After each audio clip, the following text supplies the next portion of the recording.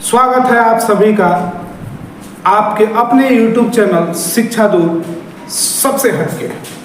तो आज शुरू करते हैं हम क्लास 10 के उस चैप्टर को जो एग्जाम के लिए बहुत ही जरूरी है, कंट्रोल एंड कोऑर्डिनेशन, समन्वय एवं नियंत्रण या नियंत्रण एवं समन्वय, कुछ भी कहिए। बाबू सबसे पहले तो हम बात करेंगे कंट्रोल क्या होता है। What is control? कंट्रोल का मतलब है नियंत्रण करना। अगर आप किसी चीज को रोक ले रहे हैं, नियंत्रण कर ले रहे हैं, जैसे बोल रहा है कि the regulation of all activities in an organism, the regulation of all activities in an organism is called control. And coordination क्या है? बोल रहा है द वर्किंग टुगेदर, एक साथ मिलकर काम करना, the working together of the various organs. किसका एक साथ मिलकर काम करना? विभिन्न प्रकार के अंगों का, विभिन्न प्रकार के अलग अलग अंगों का एक साथ मिलकर काम करना किसी भी ऑर्गेनिज्म का, टू एडजस्ट विटल एक्टिविटीज। कैसी एक्टिविटी को एडजस्ट करना है? विटल एक्टिविटीज को एडजस्ट करना है ऑफ लाइफ, जीवन के, इज कॉल्ड कोऑर्डिनेशन। अब समझिए कंट्रोल और कोऑर्डिनेशन। जैसे अभी मैंने एक थप्पड़ लिया है, अब इस थप्पड़ को हमें मारना है। अब जैसे ही मैं थप्पड़ लाया और इसे ऐसे लाया, यहाँ पे रोक दिया, तो that is called the working together, working together of various organs. Various organs मतलब माइंड भी इसको कैप्चर कर रहा है, मेरा हैंड भी है, और फिर माइंड निर्देशित किया, नहीं लगाना है, बस आकर रोक देना है। That is called coordination. इसको कोऑर्डिनेशन बोलते हैं। फिर बोल रहा है कोऑर्डिनेशन मेनली बाबू दो टाइप के होते हैं। कितने टाइप के होते हैं कोऑर्डिनेशन? दो टाइप से होते हैं। एक तो होता है हमारा नर्वस कोऑर्डिनेशन, मतलब वैसा कोऑर्डिनेशन जो हमारे दिमाग से चलता हो, जो हमारे न्यूरॉन सिस्टम से चलता हो, जो हमारा स्पाइनल कॉर्ड लेता हो, ठीक है। तो इसको बोलते हैं नर्वस कोऑर्डिनेशन। क्या बोलते हैं बाबू? Nervous coordination. और दूसरा है केमिकल कोऑर्डिनेशन, जो हार्मोन के द्वारा होता है।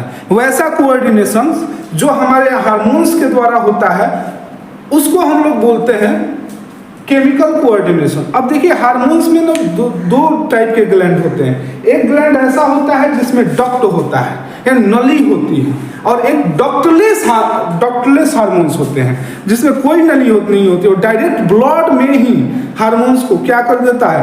पुट कर देता है, सीक्रेट्स कर देता है। अब यहाँ पे अब बात आया कि ठीक है स्टिमुलस क्या है?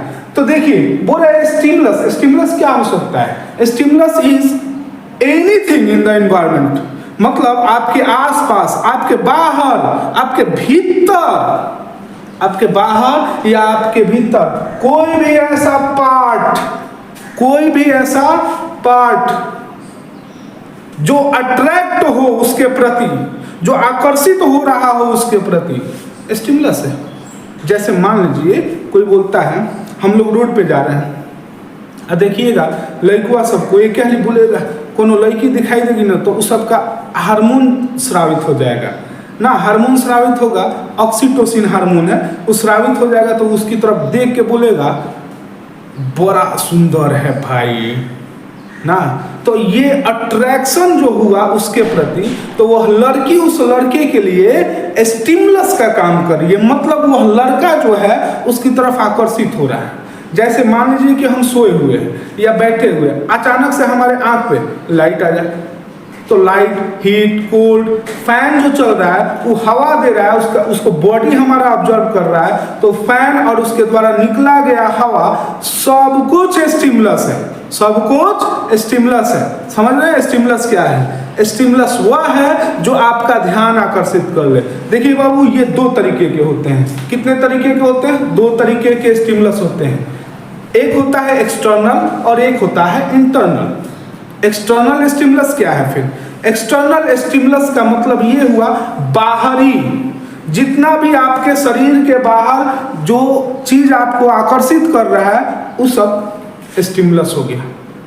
और दूसरा होता है इंटरनल स्टिमुलस। जैसे इंटरनल स्टिमुलस का मतलब हो गया भूख, प्यास, ना, दर्द कोई पेन वगैरह हो रहा है, वो सब इंटरनल स्टिमुलस हो गया। सपोज मानिए एगो हम आपको उदाहरण के रूप में देते हैं, देखिएगा ब्यूटी पार्लर में महिलाएं जब जाती हैं तो आप देखिएगा कि उनका सबसे जो मेकअप कर दिया जाता है बाहरी, वो एक्सटर्नल स्टिमुलस ले लीजिए, क्योंकि वो आपका ध्यान आकर्षित कर रहा है।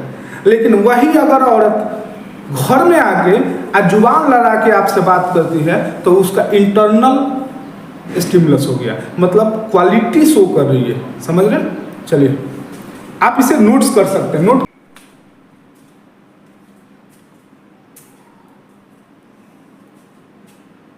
तो हमने ये जाना कि स्टिमुलस क्या है। स्टिमुलस क्या हो सकता है, फिर से आप एक बार ध्यान दीजिए। स्टिमुलस कुछ भी हो सकता है जो आपका ध्यान आकर्षित कर ले, जो आपका ध्यान अट्रैक्ट करता है वो स्टिमुलस होता है।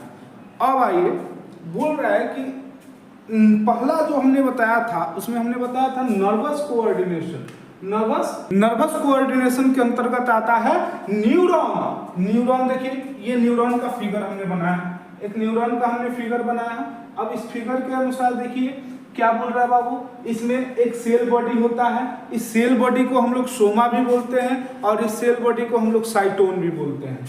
और दूसरा होता है हमारा डेंड्रॉन्स, ये जो निकला हुआ भाग है ये डेंड्रॉन्स है, ये मैसेज को रिसीव्स करता है। आगे पढ़ेंगे इसके बारे में। तीसरा है हमारा न्यूक्लियस। न्यूक्लियस जो डीएनए को होल्ड करता है, डीएनए को रखता है अपने पास। और ये जो लंबा जा रहा है ये है एक जॉन। ये क्या है? एक जॉन। एक जॉन का काम क्या है? मैसेज को सेल बॉडी से लेके नर्व एंडिंग या साइनेप्स तक पहुंचाना। फिर इसके ऊपर है माइलिन शीथ, जो कवर डाला गया है ये माइलिन शीथ होता है। और माइलिन शीथ के बीच जो आपको गैप दिखाई दे रहा है उसको बोलते हैं हम लोग नोड्स ऑफ रैनबियर। अब आइए बाबू, अब शुरू करते हैं हम लोग न्यूरॉन से। न्यूरॉन क्या है? बोल रहा है कि न्यूरॉन इज द